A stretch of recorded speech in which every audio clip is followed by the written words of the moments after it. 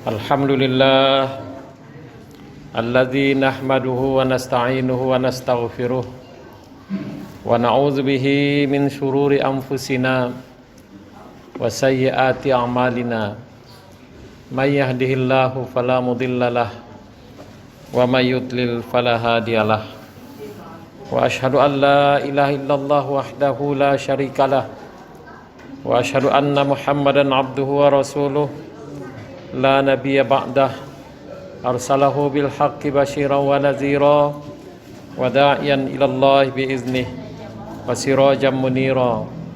Allahumma shalli ala Muhammad wa ala alihi wa sahbihi ajma'in.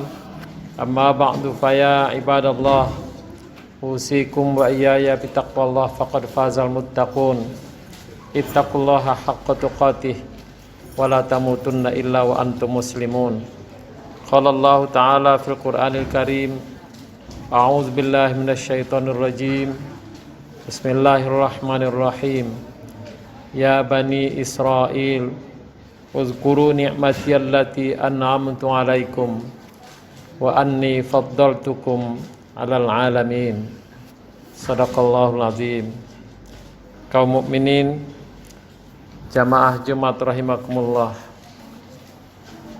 Setelah hangat-hangat pembicaraan tentang corona, kemudian sebulan yang lewat tentang puasa, lalu pada hari ini yang hangat dibicarakan adalah tentang pembantaian rakyat Palestina oleh Israel.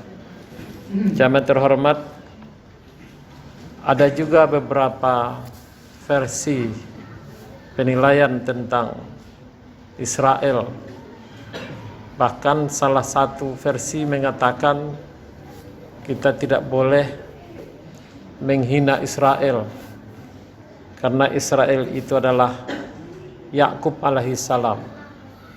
Jamaah terhormat, pada kesempatan ini sekilas kita lihat cuplikan kisah yang bersangkut paut dengan Bani Israel. Bermula dari kisah Ibrahim alaihissalam, bahwa Ibrahim alaihissalam punya putra dua. Salah satunya Ismail, itulah yang diantarkan ke Makkah al-Mukarramah. Dan inilah yang menurunkan Arab. Orang-orang Arab berasal atau punya kakek Ismail, anak dari Ibrahim alaihissalam.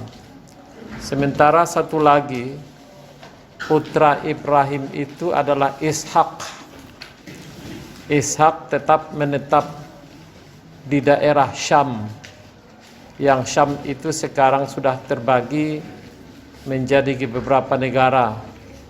Ada Syria, ada Yordania, dan juga ada Palestina, dan sekarang sudah dicaplok oleh Israel. Populernya daerah itu dulu namanya Syam. Kalau kita membuka sejarah Islam yang lama-lama, mereka dipastikan akan mengatakan Syam. Dulu tidak beberapa wilayah yang sering dikatakan. Ada wilayahnya Syam, ada wilayahnya Irak, ada wilayahnya Hijaz, dan ada wilayahnya Yaman. Waktu itu belum dikenal apa yang diistilahkan dengan Saudi, hanya disebut sebagai daerah atau wilayah Hijaz. Ishak menetap di Syam, pada akhirnya punya putra Yakub.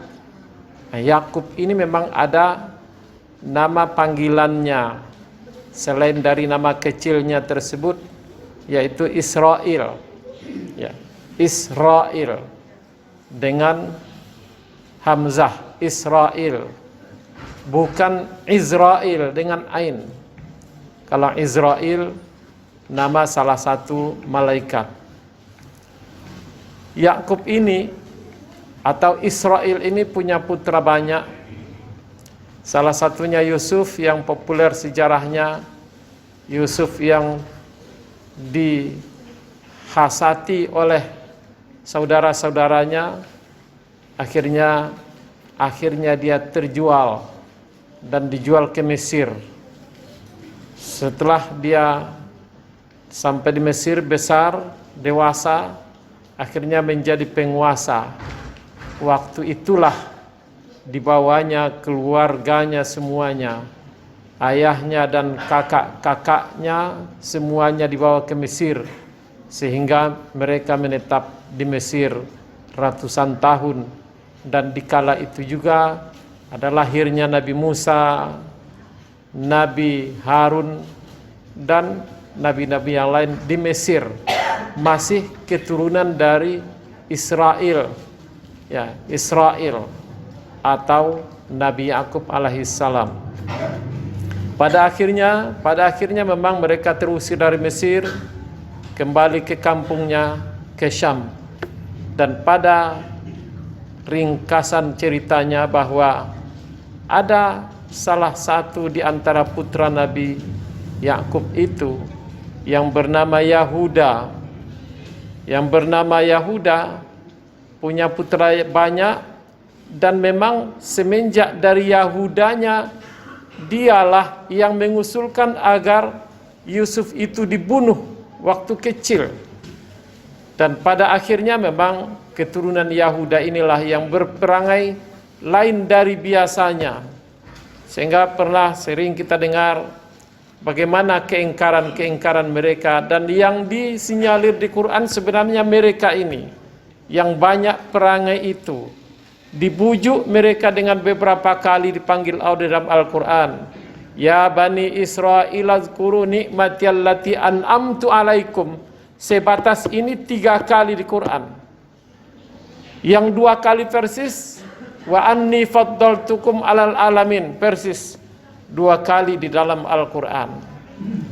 Mereka memang punya perangai pembangkang, banyak tanya, banyak debat, dan lain-lain sebagainya, yang pada akhirnya keturunan itulah yang menjadi Yahudi sampai sekarang. Yahudiyun, keturunan si Yahuda. Walaupun sebenarnya secara hakiki Yahudi ini masih beragam lagi. Ada yang Sohniyun dalam bahasa Arab, Zionis, ini yang paling jahat kepada kaum Bani Israel yang lainnya. Kaum mukminin pada mulanya mereka tidak punya tanah, tapi pada akhirnya mereka merampas tanah Palestina. Pertanyaan sekarang, kenapa kaum mukminin sibuk juga memikirkan itu? Jamaah terhormat, sebenarnya bukan warga Palestinanya saja, tapi mengingat pesan Nabi sallallahu alaihi wasallam, la tushaddur rihal illa ila salasati masajid, Masjidil Haram wa Masjidil Aqsa wa Masjidi Haza. Tidak dituntut bepergian dengan sangat menziarahi masjid kecuali hanya 3 masjid. Masjidil Haram yang di Makkah, Masjidil Aqsa ini yang di Palestina, dan Masjidi Haza kata Nabi, masjidku ini. Ketiga-tiganya ini disebutkan Nabi dalam hadisnya sebagai masjid-masjid yang perlu diziarahi. Lebih penting dari masjid-masjid lainnya lagi di dunia. Lebih penting dari Istiqlal kalau di Indonesia. Lebih penting dari Masjid Pasir Pangarayan kalau di Sumatera Barat dan Riau. Lebih penting dari Masjid Hasan II di Maroko, walaupun bangunannya begitu megah. Kaum mukminin, kita masih ingat bagaimana perjalanan Isra Nabi sallallahu alaihi wasallam, asra bi abdihi lailam minal masjidil haram ilal masjidil aqsa. Nabi mengadakan perjalanan Isra mulai dari Masjidil Haram sampai ke Masjidil Aqsa. Demikian juga kiblat yang pertama Nabi sallallahu alaihi wasallam ketika sudah pindah ke Madinah, atau dalam bahasa sejarahnya hijrah ke Madinah Al-Munawwarah. Pertama kali berijtihad Nabi berkiblat ke Baitul Maqdis, walaupun tidak bertahun-tahun, tapi sempat 16 bulan. Sekalipun setiap hari Nabi sallallahu alaihi wasallam sebenarnya berdoa agar diarahkan Allah ke kiblat yang diridhoinya, sehingga pada akhirnya turun ayat qad nara taqalluba wajhika fis sama falanuwalliyannaka qiblatan tardaha, yang menunjukkan bahwa Nabi sallallahu alaihi wasallam disuruh Allah menghadap ke Masjidil Haram Makkah. Yang jelas Nabi sallallahu alaihi wasallam sudah memberikan pesan itu.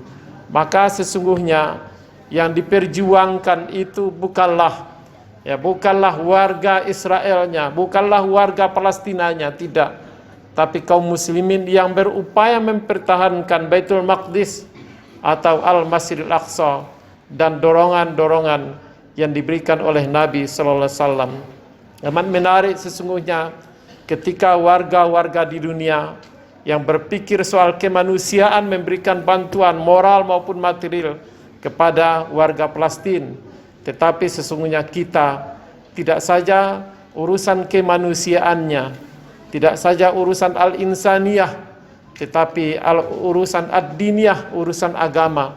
Karena di sana masjid yang sekarang sepenuhnya dikuasai oleh Israel, sehingga Yusuf Qaradawi memberikan fatwa untuk saat ini tidak boleh berkunjung ke Masjidil Aqsa, karena kalau berkunjung ke sana tentu memberikan devisa, menambah devisa negara Israel, memperkuat Israel, sehingga Yusuf Qaradawi menghalangi dengan jalan memberikan fatwa seperti itu. Kaum mukminin tentu amatlah menarik ketika pengurus mengajak kita sesuai dengan kemampuan kita untuk memberikan bantuan sesuai dengan kemampuan kita.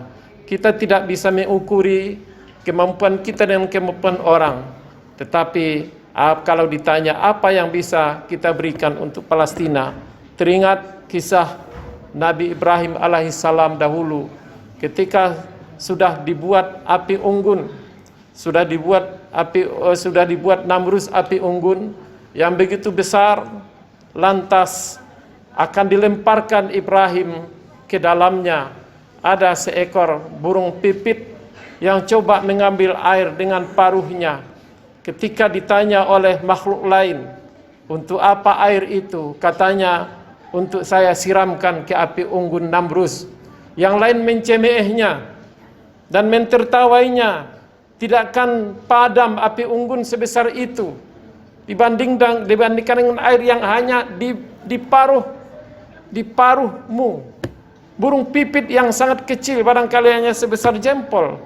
Tapi menarik jawaban burung pipit tersebut. Saya tahu itu dan menyadari itu. Saya hanya mengingat kalau ditanya Allah nanti, apa yang Anda lakukan untuk membela Ibrahim? Maka saya akan katakan semampu saya berbuat. Saya sudah menyiramkan air sesuai dengan kemampuan saya. Tetapi itulah kemampuan saya, walaupun tidak memberi pengaruh apa-apa. Ketika ada dorongan untuk memberikan bantuan di samping doa kita, di samping harapan kita, ketika ada kita punya kemampuan material, seadanya semampu kita berikan, sesungguhnya nilainya dalam sisi Allah Subhanahu wa taala tidak sedikit, dan Allah Maha mengetahui. Tidak pernah tidur, ngantuk pun tidak pernah, sehingga sebesar apapun yang kita berikan, Allah Subhanahu wa taala Maha mengetahuinya dan berkuasa untuk memberi balasan dengan pahala yang berlipat ganda. Kaum mukminin, sekali lagi kepedulian kaum mukminin kepada rakyat Palestina bukan karena rakyatnya, karena mereka kaum muslimin yang berupaya keras untuk mempertahankan Masjidil Aqsa.